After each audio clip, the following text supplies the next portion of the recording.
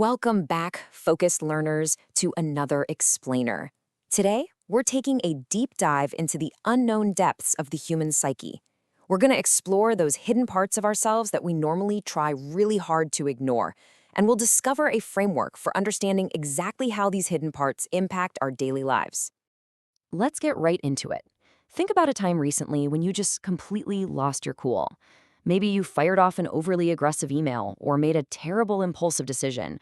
Or maybe you found yourself trapped in this bitter, repeating conflict with a partner. Have you ever wondered what unseen force is actually driving that self-sabotage? Like, why do we sometimes act in ways that completely contradict our best intentions? Well, the answer lies in something psychologists call the shadow. So our source material defines the shadow as the despised quarter of our being that hasn't adequately entered consciousness. Basically, it's the parts of ourselves we reject, hide, or just flat out refuse to acknowledge. And the critical thing to understand here is that when this darkness accumulates, it doesn't just disappear. No way. It actually takes on a life of its own. It goes autonomous and becomes this highly disruptive, overpowering monster in our psychic house, driving all those inexplicable bad decisions. Okay, let's dive into this roadmap and systematically demystify Dr. Gruder's framework for personal power. We've got 6 sections today. 1. The hidden shadow self. 2. Dr. Gruder's 5 energies. 3. The bipolar shadow split. 4. Over and under energized forms. 5. Finding the hidden gold. And 6. Integrating your personal power. Let's go. Section 1. The hidden shadow self. The unconscious monster in the psyche. You see, the shadow isn't just an individual problem. It actually scales up into our society, often showing up as chaos, strikes, and toxic relationships. When we refuse to face our own dark side, we end up projecting it onto others. We essentially fling our unwanted feelings out into the world. Heaping abused and projecting our shadow like this does incredible damage, sure, but worse than that, we're giving away an essential ingredient of our own vitality. We end up in this intricate web of shadow exchange that literally robs everyone involved of their potential wholeness. And that brings us to Section 2, Dr. Gruder's 5 energies, your map to personal power. To reclaim our wholeness and fix this issue, Dr. David Gruder mapped out a solution focusing on socially responsible leadership and well-being. He identified 5 core archetypal energies.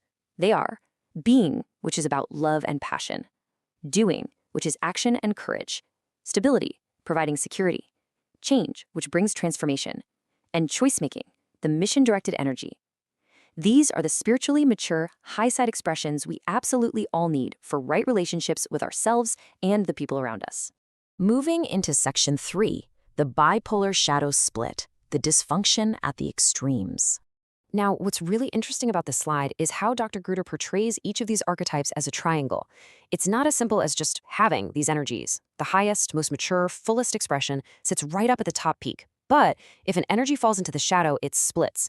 It drops into the bottom 2 corners, creating a bipolar shadow split. So it's kind of a spectrum of dysfunction. To really achieve personal power, we have to learn to integrate these 2 extremes to get back up to that peak. Section 4. Over and under energized forms. Let's recognize your imbalances. Okay, let's do a rapid visual breakdown of how each specific archetype manifests its shadow. We'll start with the lover, or the energy of beingness and nurturance. Now, the peak is healthy love and passion. But if this energy falls into the shadow, it splits. If it gets over-energized, it turns into gluttony. You become completely self-indulgent. On the flip side, if it's under-energized, it becomes deprivation. So you either totally overindulge, or you withhold and starve yourself and others of connection. Let's move to the next one and see how this builds. Here we have the warrior, the energy of doing this and action. At the top is courageous, protective action. But in the over-energized shadow, you become a doing addict or a steamroller, just aggressively flattening everyone in your path. Conversely, if you neglect this energy, you drop into the under-energized shadow, becoming the ineffectual avoider, basically a coward who completely refuses to confront necessary conflict. Next up is the steward, which represents stability and safety. Failing to properly access this healthy steward energy leads to 2 extremes. Over-energized, you become a status quo addict. You're rigidly addicted to rules, terrified of any shift. Under-energized, you're cripplingly insecure and unreliable, to the point where you end up just tolerating toxic erosion in your life or your workplace. Then we have the magician, the energy of change and transformation. Now, true magician energy requires mastering knowledge to create positive change. But the shadow absolutely perverts this. The over-energized shadow uses knowledge as a detached manipulator, kind of like a spin doctor, while the under-energized shadow manifests as the secret saboteur, marked by a super limited perspective and practically zero curiosity. Finally, we conclude these triangles by looking at the sovereign, the master choice maker. This is the crucial energy that's supposed to direct and bless all the others. But when it devolves into the shadow, watch out. The over-energized side becomes a self-serving tyrant or develops a messiah complex. The under-energized side, that results in total abdication. You become the abdicator, completely giving up your responsibility and your personal power. And this brilliantly illustrates the whole picture. Bringing this entire system into one view, you can clearly see the two distinct columns, the over-energized on the left and the under-energized on the right. Think about your own life for a second. When you face a crisis at work, which column do you naturally fall into? Do you become a steamrolling tyrant or more of an avoidant saboteur? Recognizing this pattern is the very first step to taking your power back. Section 5. Finding the hidden gold, the unexpected treasure in the dark. Okay, get ready for an awe-inspiring twist. The shadow isn't just a dumping ground for our worst traits.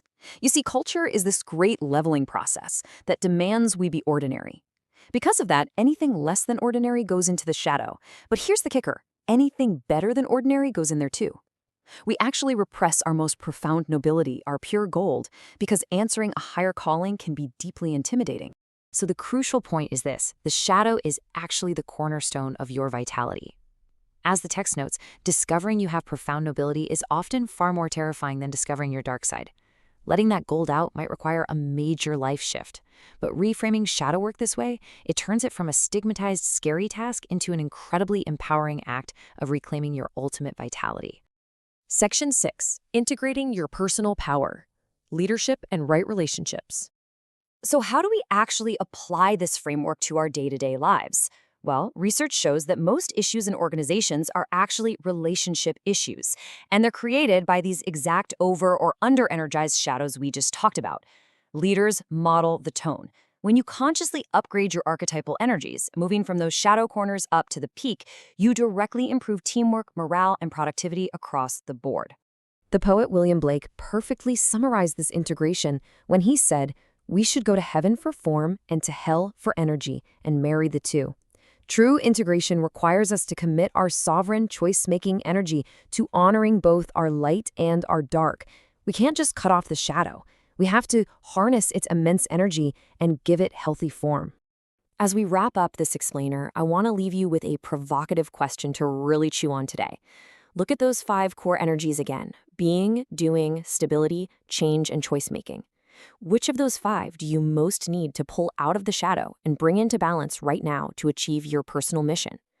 Take that question with you and start reclaiming your hidden gold. Thanks for joining me, and keep learning. That's all for today, beautiful souls. I don't support generic spiritual tools online.